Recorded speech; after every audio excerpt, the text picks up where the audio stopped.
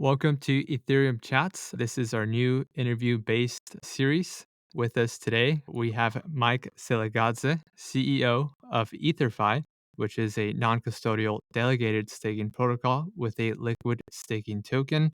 Mike, thanks for joining us. Thanks for having me. It's great to chat with you.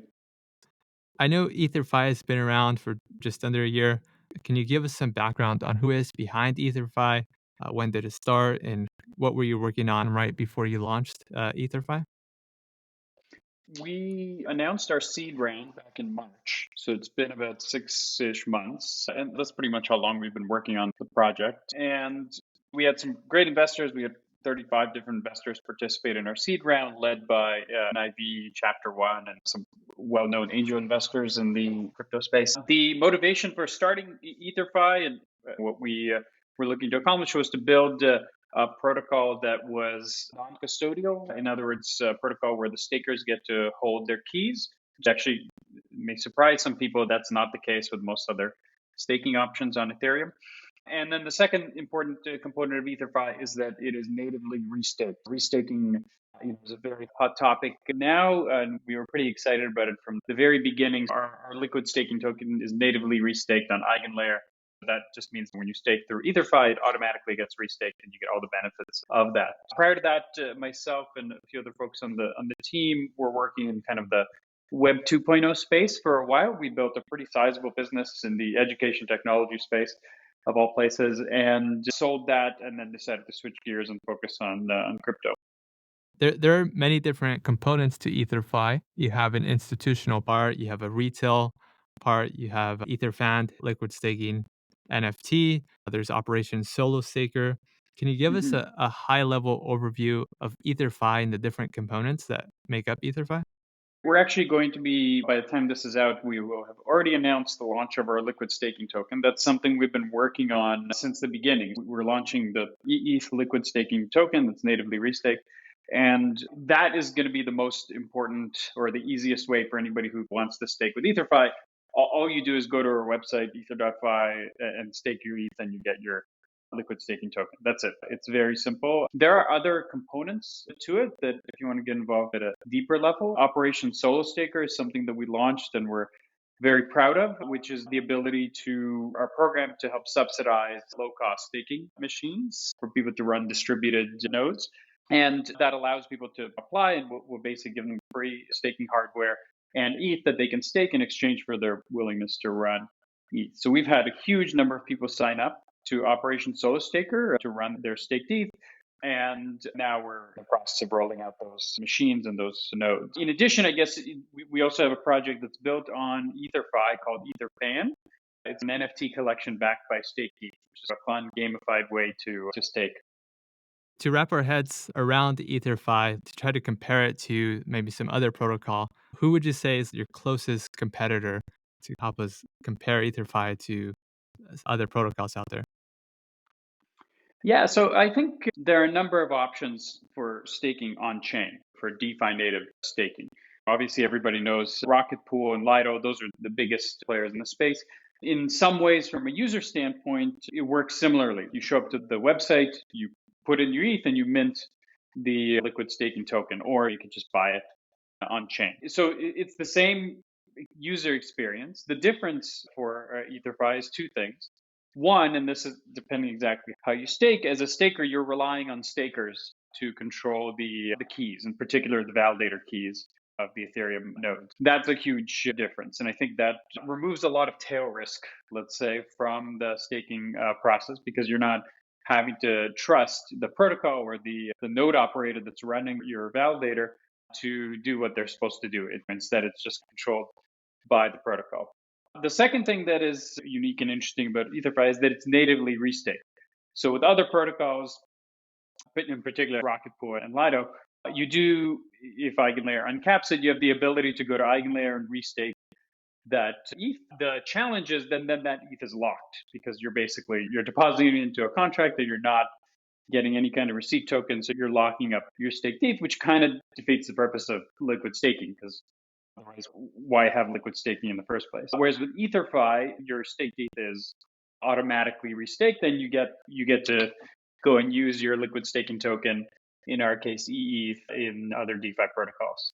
Diving into one of your first initial products is delegated staking, where the staker remains in control of the validator keys. Want to dive into the types of validator keys and the roles that they play and why this is important. So there's two types of validator keys, the validator key itself, also known as an active key or sign-in key. And this is a hot key that signs on-chain attestations and proposals. And then secondly is a withdrawal key, which is used for executing a partial or full withdrawal. When someone stakes an increment of 32 ETH on EtherFi and that ETH goes to a node that wants to operate the node to spin up a validator. So can you walk us through the EtherFi application? You have a application where you can generate keys offline and remain in custody of those keys as a staker. Yeah, you pretty much got it. There's a couple of nitpicky things that you said that are not like 100% correct. So maybe I'll reiterate them. Imagine you're not looking at a staking protocol. You have 32 ETH, you want to stake it and run your validator. What you would do is, and I'm simplifying this somewhat, but you would decide which address is your withdrawal credentials. So that could be your wallet, or it could be a smart contract like a Gnosis Safe or whatever. So that's your withdrawal credentials, so to speak. You basically say, okay, here, when I exit the validator, here's where I want the ETH to come back to. So that's the first set of credentials. The second set of credentials that you need is the validator key. And you mentioned it exactly correctly that this is supposed to be effectively an online key, like it sits somewhere on your validator server or signing server that is actually used to test the blocks and sign blocks if you're proposing them and all that good stuff. Now, the tricky thing is the withdrawal credentials do not give you the ability to exit the validator for now, at least, and probably for another year or two, assuming there's an EIP gets implemented that allows it. So with Lido or Rocket Pool as well, if you're running the validator, the withdrawal credentials point to a smart contract, and there's a bunch of smart contract protocol logic that gives you some level of custody over that ETH. In other words, assuming the protocol is working correctly and ETH shows up in the withdrawal address, you will be able to pull it out. Now, the problem occurs in that you don't control the validator key, and so you don't actually have the ability to force exit a validator to get your ETH back, because the validator key is not on the execution layer; it's controlled by the node operator. So when you go to, let's say, Lido, for example, to withdraw your ETH, you put in STETH and say, hey, please give me my ETH back. Effectively, it's a voluntary process for the node operator to return the ETH. The node operator voluntarily, on request, will exit a validator, the ETH shows up, and then you get your request fulfilled. There's a buffer there. Obviously, if there's a run on the bank, so to speak, where there's a lot of requests coming in, that buffer gets eaten through, and then you're queued up hoping that the node operators volunteer the ETH back. So that's the challenge. With EtherFi, it's different. The staker, the person who is staking the full 32 ETH, puts up a bond, and then they have an economic incentive to return the ETH when asked. Specifically, if they don't return the ETH, then their bond starts getting slashed. There is a smart contract mechanism that creates an economic incentive to force the holder of the validator keys to exit the validator when requested. Maybe we can tie in Operation Solo Staker to this. When someone deposits 32 ETH, does that go towards Operation Solo Staker where they can spin up the node and validator? So we have both trusted and trustless node operators.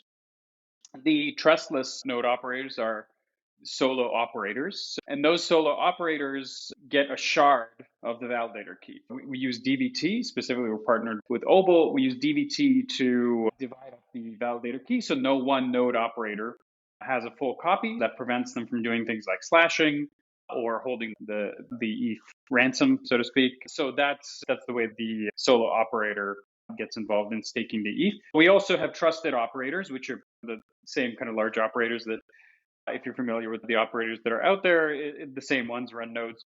For us, if you're coming in with a whole bunch of ETH that you want to stake with a trusted operator, you're able to do that through EtherFi. To summarize here, so you need both keys to initiate an exit. I think it's the validator key needs to initiate it, and then Yeah. the withdrawal goes to the withdrawal credential address. The node operator holds, you already mentioned those kind of two powers, which is one is holding the keys hostage, and two is maybe being malicious and having the stake being slashed. Can the staker initiate a withdrawal at any time? The staker can, yeah, correct. The staker can just, if they have the validator key, they can just exit whenever they want. And then once that exit has gone through, then they're able to pull the ETH out. And that's because they have access to both keys. It's unlikely that the nodes would hold the keys hostage because it's DVT, so it'd have to be like a few nodes to that would collude. Yeah, they'd have to collude, which would be hard because they don't know who the other operators are. Look, there's ways to get around it. There's always vulnerabilities with the protocol, but there's enough defenses in place that it really just makes no economic sense to attack the protocol from that direction. And to recap Operation Solo Stake, I believe that was like a pilot program. They ran DVT nodes. You provided them with, or I guess DApp node generously provided the hardware. EtherFi, I believe you guys provided the stake, so they had no Yeah. capital requirement. Can you walk us through the program? Who participated? How many nodes? What's the current status of Operation Solo Staker? Yeah, so there were, I think, 700 or 800 people that applied. We have two validators that are running. The reason it's only two rather than hundreds, which would correspond to the ETH that we've got staked, is that the DVT and the DVT tech that supports Boost is not fully baked yet. And so we are working with Obo and the node operators to literally help get this tech deployed on mainnet. I believe we're very close to doing that. It's something we've been working on for months. And once that's fully baked and ready to go and we're comfortable with it, then the plan is to deploy a few hundred more nodes that are going to be in diverse geographic regions. Today, about half of Ethereum validator or half of Ethereum nodes are based in just two data centers, one in the US, one in Germany. And this presents, I think, a pretty significant centralization risk for Ethereum. And so getting a whole bunch of nodes out there in diverse geographic regions is really valuable.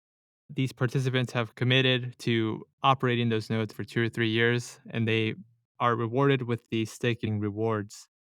Tying this into the liquid staking product, is this kind of where EtherFi is headed to scale this program out? Where, say, I deposit ETH into EtherFi, receive eETH back. Does that deposited ETH go towards this program? So we have a staking router that will direct it across solo stakers and trusted operators. I can pretty much guarantee that the majority of it will go to solo stakers. I'm not 100% sure if it's going to be all of it, but yeah, we're still trying to figure that out. But yeah, there's a staking router that allows the protocol to determine what percentage goes to solo operators versus trusted operators. Jumping into the eETH liquid staking token, which you guys just announced, can you give us the kind of 101? What is eETH? Is it a value accruing? What's the APY? Yeah, so eETH is a liquid staking token that's natively restaked, meaning all the validators that eETH spins up go through EigenLayer's EigenPod contracts, which gives you all the benefits of being restaked and restaking in EigenLayer. And the eETH token specifically is a rebasing token, meaning it's always going to be equal to a one-to-one with ETH. And then we have a W token that is a value accruing token, which obviously has a bunch of benefits from the standpoint of tax implications and integration into other DeFi protocols. The really the only disadvantage of the value accruing non-rebasing token is from a UX standpoint. You'd be shocked at how confusing that is for a lot of users because when they go to swap their ETH for a liquid staked token, when they see that they're swapping one ETH and they're not getting one of the other token back, it's very confusing, and people often think that they're losing ETH by staking it. Again, I know it's probably for a lot of DeFi savvy users that sounds bizarre, but you'd be shocked at how common that issue is. So anyway, so ETH is a rebased token that's just always going to be worth one-to-one. Is there a purpose towards going with the rebasing token and then also having a wrap token versus just having a accruing token to begin with?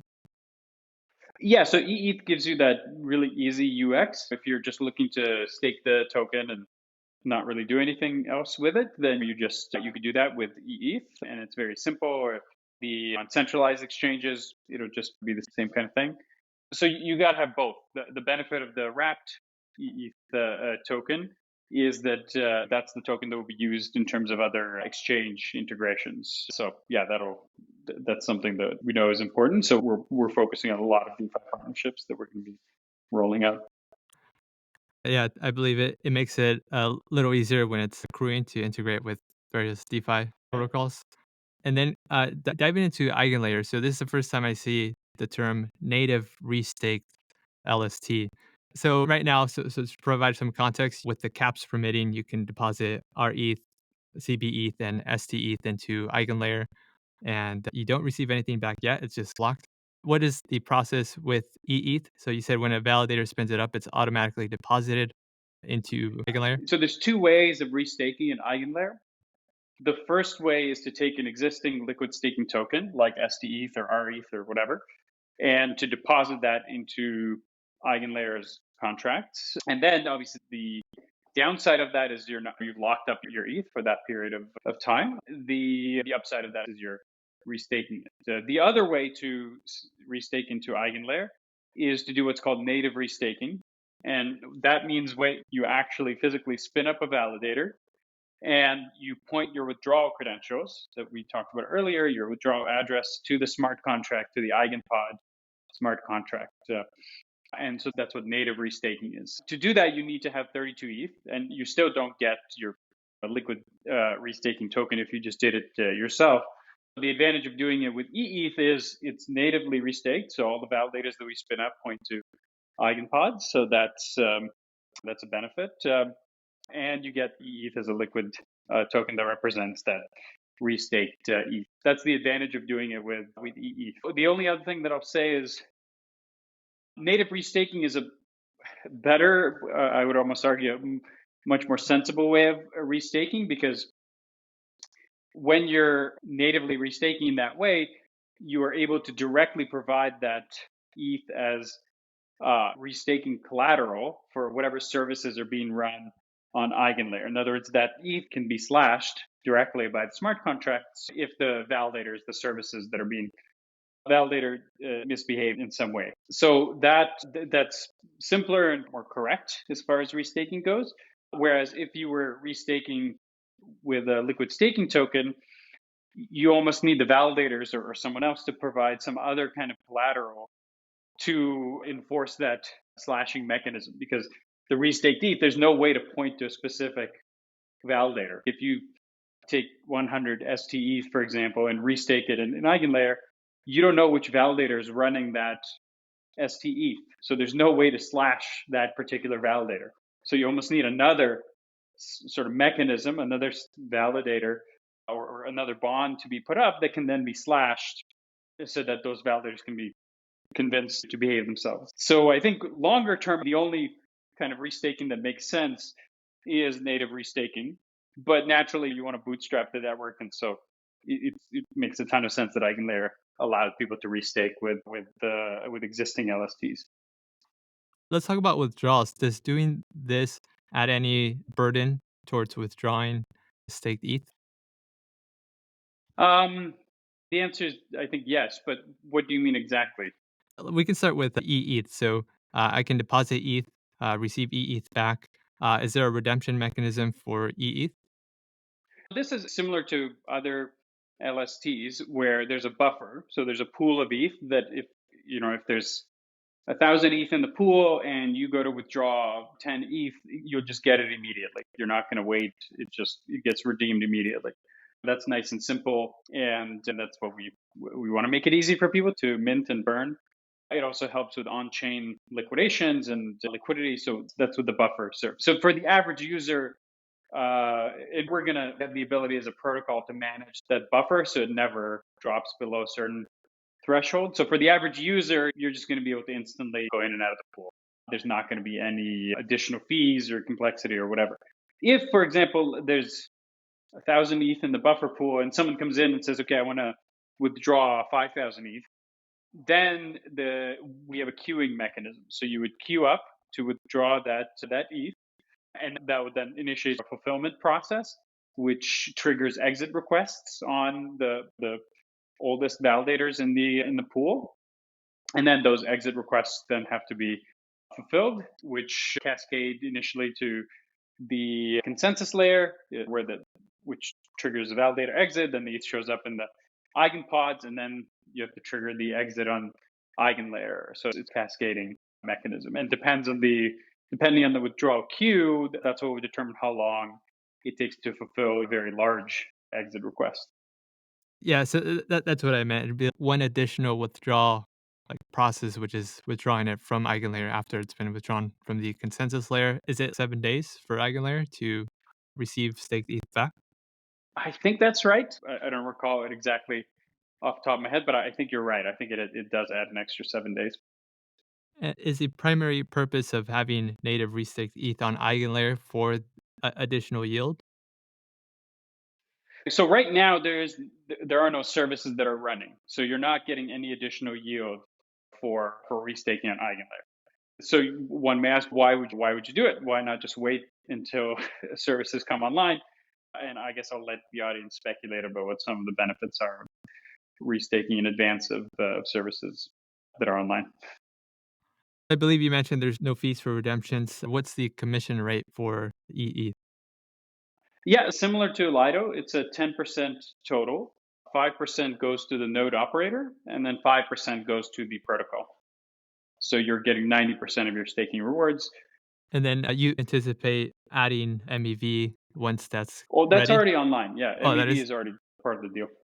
And then long term, once EigenLayer AVS, actively validated services, are online, will that be an additional yield boost to the liquid staking token? Yeah, that is, yes. I mean, I can't imagine what else it would be, but either it would be in ETH or whatever native token the service operates with, whatever services is being used to validate it. So that will be basically a boost that goes back to stakers. You're probably going to hate this next question, and you've probably seen it 1,000 times, or we'll see it 1,000 times more. But I think your recently released decentralization roadmap answers it, which is when token. And so you mentioned governance, so that must mean a governance token. We haven't announced anything at this point. We've been very clear with our community and users that, like, look, you shouldn't be using this protocol just because you want an airdrop, because we're not promising an airdrop, and we're not promising anything specific if there were to be an airdrop. Use the protocol because you like that it's pro Ethereum decentralization, that it's super non custodial, that it has all these other benefits. It's something we're thinking about, putting together a DAO with governance and all that. A lot of protocols operate that way. There's a lot of drawbacks to DAO governance, which we're well aware of. We're taking that into consideration. I guess that's a very vague answer, but that's the best I can give at this point. So you're anticipating governance. Are you able to talk about what would governance control in the protocol? I assume governance would have a say in which AVS Yeah, services. yeah. There's a lot of parameters. It's like how much of it goes to solo operators, how much of it goes to trusted node operators. Yeah, which AVSs, what percent gets restaked. So in other words, do you want to restake 100%, or do you want to restake 50%, or do you want to give people a choice? Fees. There's a lot of different parameters. All of those would be controlled through a governance mechanism. You also mentioned in your roadmap the ossification of your smart contracts, having them non-upgradable. I won't mention timelines because it's always difficult to build Yeah, in exactly. public. But can you speak to the end game for EtherFi? Yeah, I think that's the trusting governance is almost like a failure, right? You ideally don't want to trust governance. You should just be able to trust the code. That's been the philosophy, let's say, for Uniswap from almost day one. They don't have upgradable contracts. They just audit them very aggressively and do a lot of work, and then they publish it. And then you have a V1, V2, V3 with, I guess they have a P switch and a few other parameters that can be tweaked. So I think that's the right approach. Ultimately, that's what one should strive towards. We're not there yet. I mean, restaking in particular, those contracts are changing a lot all the time. It would make no sense for us to implement them and not be upgradable in case something changes on the EigenLayer side that requires a change on our end. So there's a lot of work still in flux, and we need to accommodate that. Covering some things we didn't cover. One is you did mention the EtherFan NFT. I won't dive into that. There's many intricacies to it, so you can be very hmm strategic. I think that believe deserves its own episode. But what would you say are like the three most important things that someone new should know about the EtherFan NFT? So the EtherFan NFT is just wrapped eETH, which maybe raises a question like, how can you have an NFT that wraps eETH if eETH wasn't launched before? So the answer is that actually was launched. That eETH actually has been live for a couple months now, but it just had a couple of some restrictions on it, which will be removed once ETH goes onto mainnet. They're just a wrapped LSD, so the NFT accrues ETH as the staking rewards accrue to it. It also accrues loyalty points that can be used for a variety of things. So we've been playing around with games like auctions, different kinds of auctions, and raffles and other sort of fun stuff. It also accrues membership tiers. So as you stake for a longer period of time, your membership tier increases, and therefore you get higher staking rewards. So that's where the value of EtherFan comes in. It's basically a gamified way of staking that's going to continue to be around as an option for people who want to wrap their ETH and participate in this NFT community. Or if you're just like a DeFi degen, you just want to get your restaked LST and take leverage on it or use it for other purposes, you can just do that. You'll be able to easily do that with ETH directly. If you're interested, you can check out ether.fan. It's a dedicated Correct. page for that. So right now you can mint a EtherFan NFT. You can apply to be a solo staker as part of Operation Solo Staker. It's not Yeah, necessarily permissionless yet. You just correct. launched Yeah. ETH on testnet. Do you want to talk about the testnet launch? Yeah, so that's the mainnet launch is going to be the first week of November. Initially, it'll be whitelisted, and then the second or third week of November, the whitelist will be removed and it'll just be wide open to everybody. But the testnet is now live, so you can go and play around with it. It's pretty straightforward, but you can just play around with it and try it out, look at the code, get some level of comfort with it, and that's what's available as of today. Is there an APY rate once it launches? Or I guess on the NFT, is that the APY rate for EE? Yeah, pretty much. There's different membership tiers. I think these days it's like 3.6, 3.7%. Last I checked. As far as the staking rewards plus Met Boost, you'll get the same APR plus loyalty points and all the other fun stuff. And then for next year, 2024, you're planning to have a permissionless launch. Can you speak a bit about the permissionless launch with Obol DVT? Yeah, so the most important thing is to allow people to just sign up to be a solo node operator. And to be able to do that, we need to integrate DVT natively into the protocol. Right now, it's, I guess you could say, manually integrated. And once that's done, then anyone will just be able to sign up and get their shard of the validator key shard, start running the validator, and start getting a share of staking rewards. Full disclosure, I have seen that the NFT and Operation Solo Staker is not available to US residents. Is that something that will open up in the future? Yeah. Thank you for pointing that out. That's correct. It's not available to U.S. Users. I don't see that being available in the near term. Does it also I apply guess to EE? correct. Yeah, you won't be able to mint or redeem in the U.S. There are other LSTs in the US. Is there a specific reason why EtherFi is excluding the US from participation? Actually, I'm not 100% sure. I don't know what the parameters are for other LSTs. I guess it's crypto is always a little bit of a wild west, so it's not shocking if some of them just don't enforce it. So yeah, look, it comes down to risk tolerance. Is it the security side, like fear that, I don't know, maybe the LST or a token will be a security? The problem is there's no clarity, so you don't really know what the SEC or CFTC believes about one type of token or governance structure or mechanism or another. They've been very, I guess, belligerent over the last while, especially after the FTX collapse, and that lack of clarity just necessitates a more kind of risk averse stance. It doesn't make sense to take a bunch of risks by making it available in the US when there's just no clarity about what's allowed, what's not allowed. We want to make sure that we are in compliance in any kind of jurisdiction that we operate.